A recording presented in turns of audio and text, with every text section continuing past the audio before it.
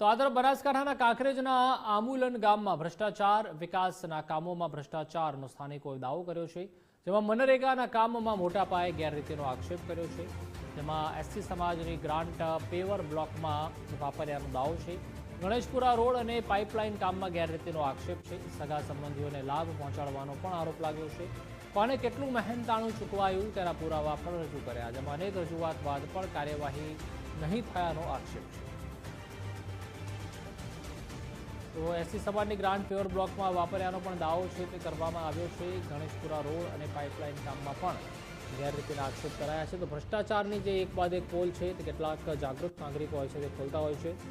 સગા સંબંધીઓને પણ ક્યાંક લાભ પહોંચાડવાની વાત છે તે સામે આવી છે. તો મહેનતાણા વિશે પણ પુરાવા રજૂ કરવામાં આવ્યા હતા અને રજૂઆત કરવા છતાં પણ જે રીતે કાર્યવાહી છે તે કડક કરવામાં નથી આવી રહી. તો કાંકરેજની આ ઘટના છે, જ્યાં આમલુન ગામમાં ભ્રષ્ટાચારની રાવ ઉઠી છે. એક તરફ રાજ્ય સરકાર દ્વારા વિકાસના કામો માટે ગ્રાન્ટ ફાળવવામાં આવે છે લાખો કરોડો રૂપિયાની. બીજી તરફ જે સ્થાનિક અધિકારીઓ હોય છે, સ્થાનિક નેતાગીરી હોય છે, તેમનો પણ આમાં હાથ સામે આવતો હોય છે. કોન્ટ્રાક્ટરોની પણ જે બેદરકારી હોય છે, ભ્રષ્ટાચારની નીતિ હોય છે, તેના કારણે જે નીચા લેવલે હોય છે તે ભ્રષ્ટાચાર ક્યાંક સામે આવતો હોય છે.